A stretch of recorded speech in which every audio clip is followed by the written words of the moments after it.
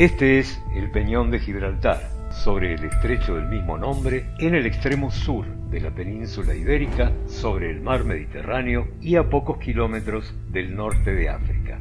Su nombre, Gibraltar, proviene del árabe Jabal Tarik, la montaña de Tarik, en homenaje al general Tarik ibn Ziyad, quien, al comienzo del siglo VII, cruzó el Mediterráneo desde el norte de África, desembarcó en el Peñón y tomó posición de comando allí para iniciar su incursión sobre la península ibérica.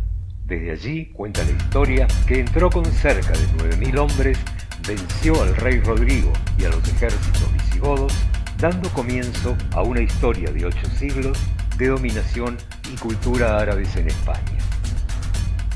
En pocos años, los árabes se establecieron en casi toda la península, que pasó a llamarse Al-Andalus.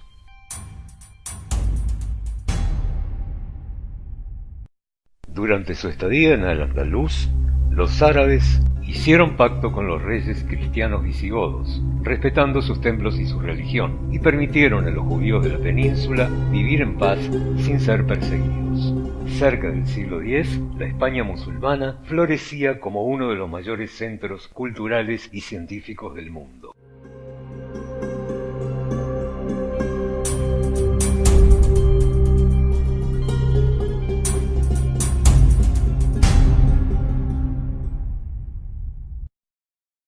Los árabes introdujeron muchas cosas en España durante su larga estadía de 8 siglos allí.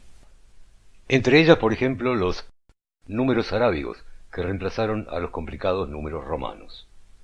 Y el número 0, que facilitó mucho los cálculos y les permitió hacer grandes avances en matemáticas, arquitectura, ingeniería y astronomía.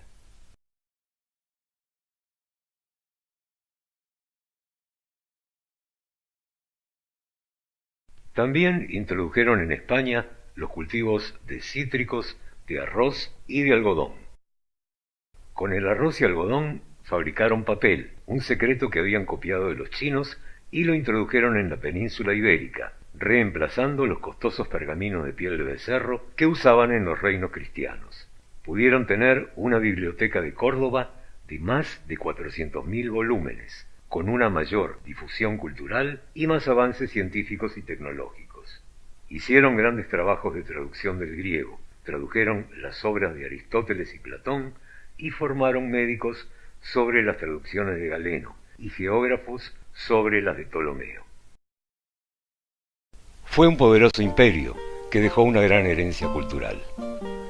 Y entre las muchas cosas que dejaron los andalusíes, dejaron sus nombres, que se mezclaron con el latín vulgar y los dialectos regionales, que fueron conformando poco a poco el idioma español.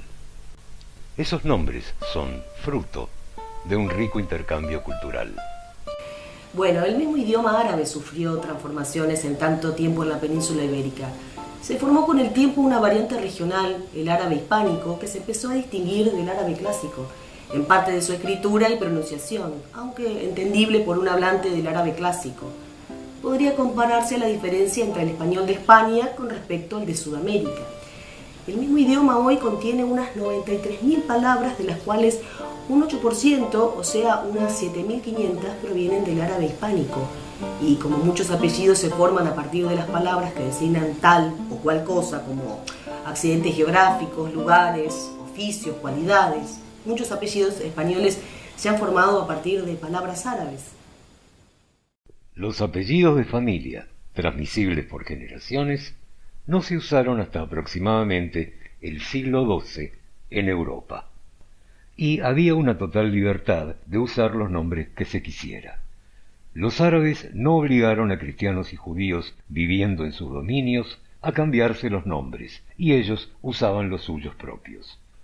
Pero, ¿cómo era el sistema de nombres y apellidos de los árabes en la España musulmana? El nombre oficial de los árabes está formado por un primer nombre, ism o alam.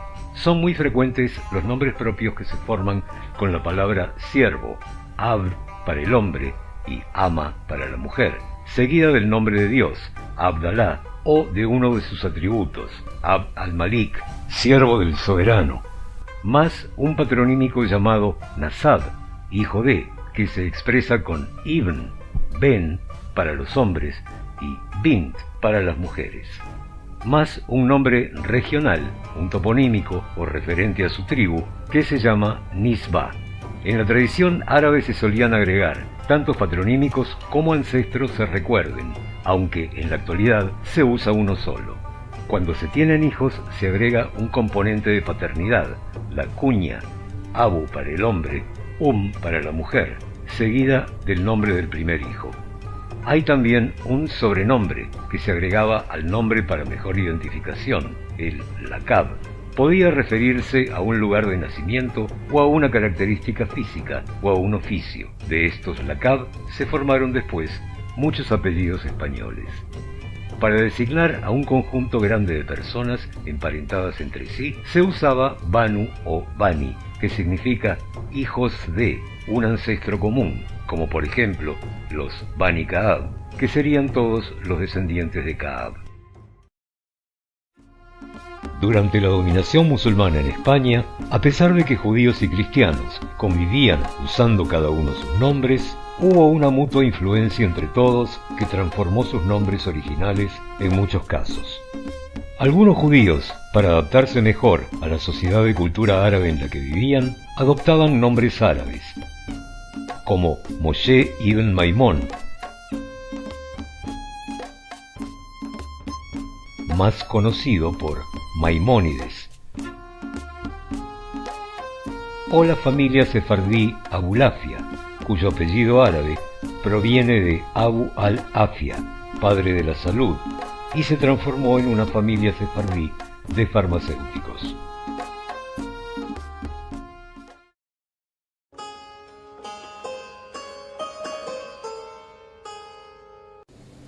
Cuando los árabes llegaron en el siglo VIII a la península ibérica, por supuesto había mucha gente viviendo allí, hispano-romanos y visigodos. Todos ellos por entonces eran cristianos y se quedaron allí viviendo bajo la dominación musulmana.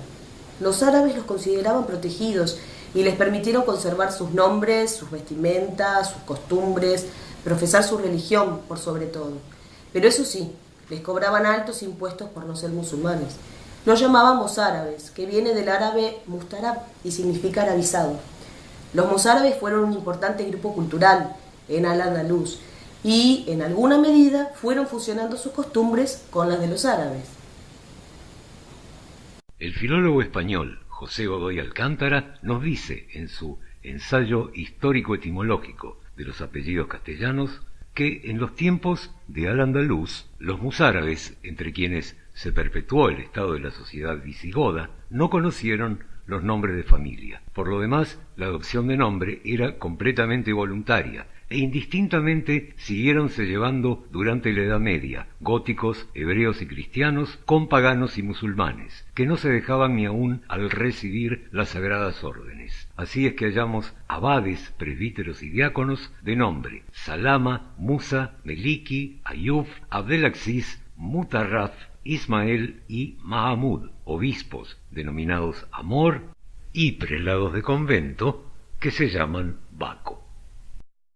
En una sociedad multicultural, las costumbres se mezclaban, y así encontramos caballeros cristianos de clase elevada en el siglo X usando el patronímico árabe Ibn, hijo de, que en el español de la época se escribía Ibn. Dos caballeros de León, Gibuldo y Arocindo, en una escritura del año 937, dejan tierras en legado de herencia a sus hijos, quienes aparecen firmando como Piloti ibn Gibuldo y Olemundo ibn Arocindo.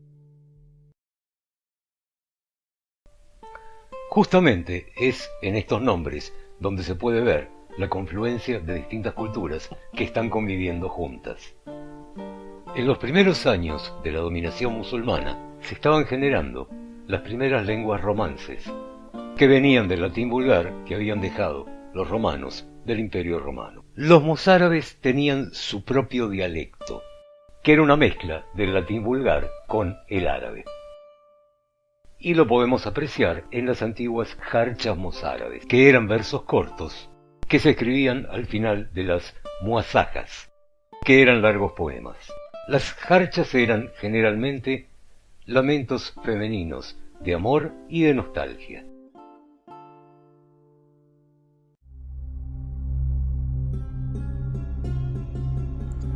Vai-se meu coração de mim, e errad, si se me tornará, tan mal meu doler y lila viv, enfermo yed, ¿cuándo sanará?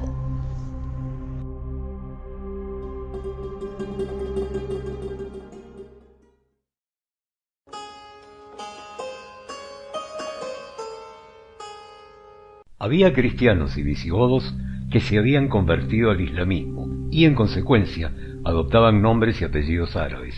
Los llamaban muladíes. La palabra muladí viene del árabe mulawad, que significa no nacido de vientre árabe. Omar ibn Hafsón fue un guerrillero andalusí de abuelos visigodos cristianos convertidos que organizó y acaudilló una rebelión contra el Emirato Omeya de Córdoba. Los Banu Qasi eran una dinastía muladí cuyos dominios se situaban en el valle del Ebro y eran descendientes del conde visigodo Casio, de allí su nombre, Banu Qasi, hijos de Casio. Había casos de musulmanes nacidos de un padre o una madre no árabes, como Abderramán III, el califa pelirrojo, que era hijo de una concubina cristiana de su padre, una mujer de origen vasco, y también nieto de una vasca por parte de su padre.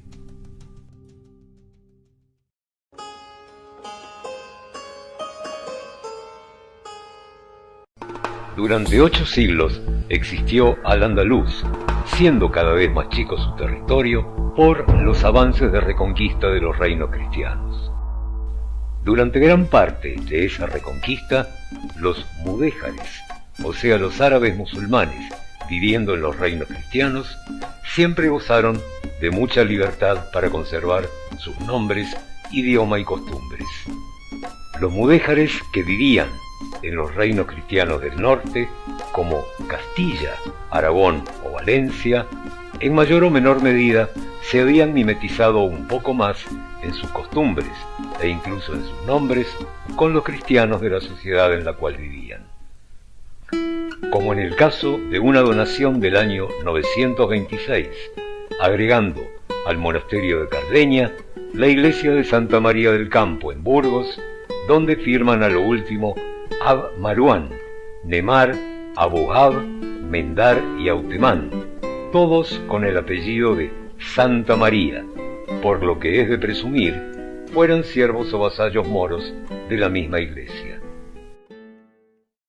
En escrituras notariales de donaciones de reyes de los siglos IX o X, podemos ver que con gran frecuencia entre los testigos firmantes hay entre los cristianos algunos árabes. Ordoño II de León hizo en 898 una cuantiosa donación al monasterio de San Pedro de Montes, Bierzo, y vemos firmas de árabes entre los testigos, como Salte ibn Alub y Azuleimán.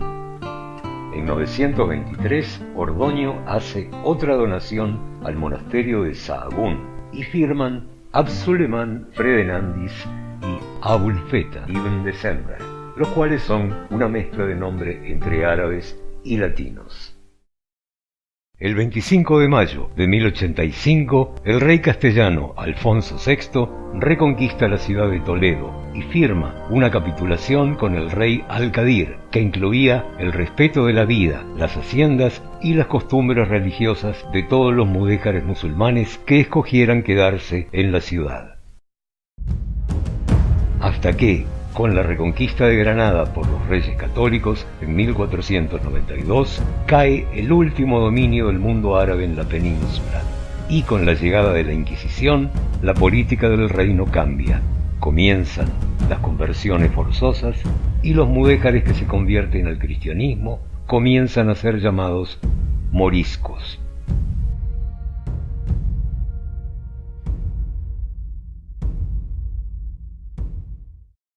En 1501 se promulgó la pragmática de conversión forzosa de todos los mudéjares granadinos. El 14 de febrero de 1502, la pragmática dirigida a los mudéjares de la corona de Castilla, según la cual se les obliga a elegir entre la conversión o el destierro. El 4 de abril de 1525, mediante una cédula de Carlos V, se obliga a los mudéjares de Valencia a elegir entre la conversión o el exilio. En 1526 se promulga el edicto para la conversión de los mudéjares del Reino de Aragón. El 21 de mayo de 1528, por el decreto de las Cortes de Monzón, publicado en Valencia, se prohíbe la lengua árabe, las costumbres alimentarias y las ceremonias matrimoniales y mortuorias propias de los moriscos. El 1 de enero de 1567, el presidente de la Real Cancillería de Granada, Pedro Besa, proclama la pragmática sanción de Felipe II, por la cual los moriscos de Granada están obligados a aprender castellano y a abandonar el árabe en un plazo de 3 años. También abandonar sus nombres árabes, sus costumbres y ceremonias. Finalmente, el 9 de abril de 1609 se promulga el decreto de expulsión de los moriscos, aprobado por Felipe III. Se decide llevar a cabo la expulsión de los moriscos de todos los reinos de España.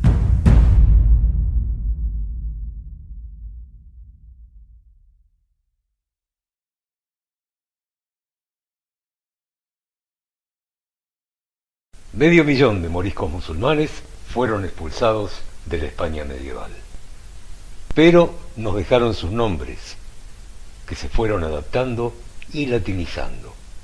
Entre esos apellidos heredados podemos ver aquellos que hacen referencia a ciudades, accidentes geográficos o lugares construidos por el hombre, que son los toponímicos.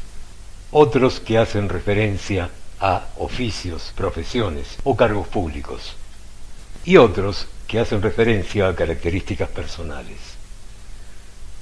Y ahora, a continuación, aquí veremos algunos de estos apellidos.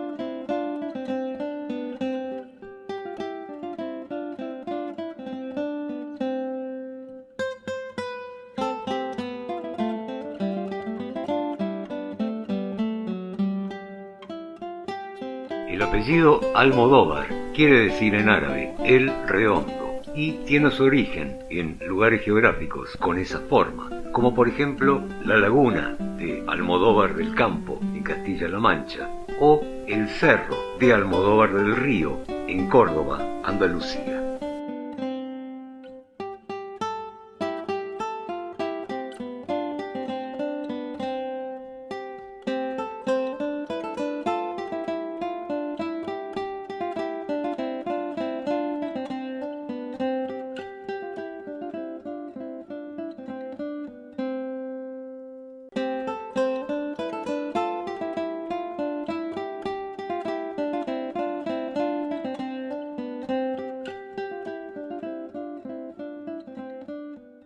En Castilla-La Mancha se encuentra la ciudad de Calatrava, una de las órdenes honoríficas y nobiliarias más importantes que tiene España es la Orden de Calatrava. Su nombre proviene de Calat Rabá, fortaleza de Rabá, que fue por 4 siglos una de las ciudades más importantes de Al-Ándalus. Fue recuperada de los árabes por Alfonso VII en 1147. La orden fue creada en 1158 como símbolo de protección de la villa de Calatrava, que fue donada por el rey Sancho III a los monjes cistercienses, quienes la defendieron con un ejército de 20.000 monjes y soldados.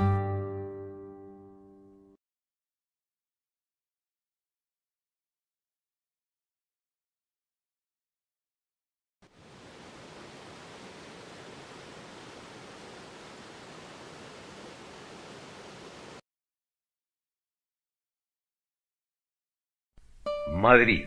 En su fundación musulmana por Muhammad I, emir de Córdoba, en la segunda mitad del siglo IX, recibe el nombre de Magrit, en castellano antiguo Majerit, que podría ser una arabización del nombre romance, matrice, matriz, fuente, en alusión a un arroyo de ese nombre que corría por la antigua ciudad. Otros dicen que podría ser una mezcla entre la palabra árabe magra, que significa cauce o curso de agua, y el sufijo romance, it, que indica abundancia. El significado sería, por lo tanto, lugar abundante en aguas, por los arroyos de la ciudad. Y también tenemos el apellido Lamadrid, que podría tener un origen similar. Medina, del árabe hispánico Madina y del árabe clásico Madina, significa ciudad. Hay varias localidades españolas con ese nombre. En Burgos, Medina del Pomar; en Valladolid, Medina del Río Seco y Medina del Campo; en Badajoz, Medina de las Torres; y en Cádiz, Medina Sidonia. Muchas familias procedentes de esas ciudades tomaron ese nombre por apellido. Medinaceli es una muy antigua ciudad que se encuentra en la provincia de Soria, en Castilla y León. Los árabes la llamaron Madinat Salim, que es una adaptación árabe de Okelis, el nombre que el pueblo celta le había puesto a la ciudad, y significa colina. Madina Oceli era ciudad de la colina.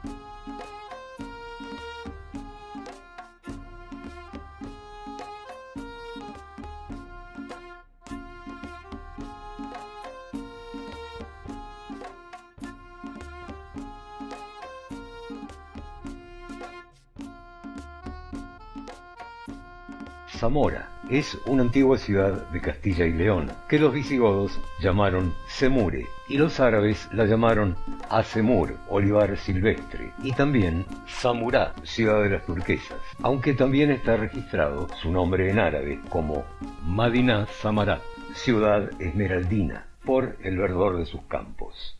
Albarracín es un apellido toponímico, porque se refiere a un lugar con ese nombre, en la provincia de Teruel, en Aragón, pero también es un apellido patronímico, porque se refiere a los hijos de Racín. En el siglo XI llegó a la región una tribu bereber que se llamaba los Banu Racín, los hijos de Racín, que fundaron una famosa taifa, que era un pequeño reino, dependiente del califato de Córdoba, la taifa de Albarracín.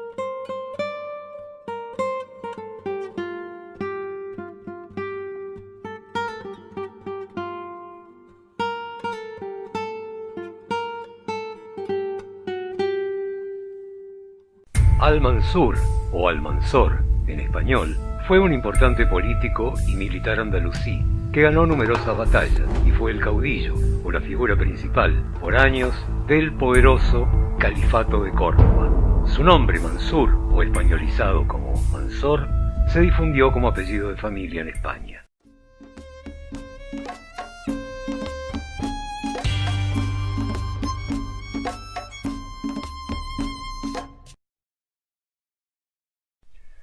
Desde ya, que si usted tiene cualquiera de estos apellidos, no implica necesariamente que tenga que tener ascendencia árabe. Sus ancestros pueden haberlos adoptado por el lugar donde vivían, como toponímicos, y no tener una sola gota de sangre árabe en sus venas. Pero, si usted come albóndigas, arroz con leche o alfajores, sin duda, habrá heredado alguna de las tradiciones árabes a través de la España de Al-Ándalus.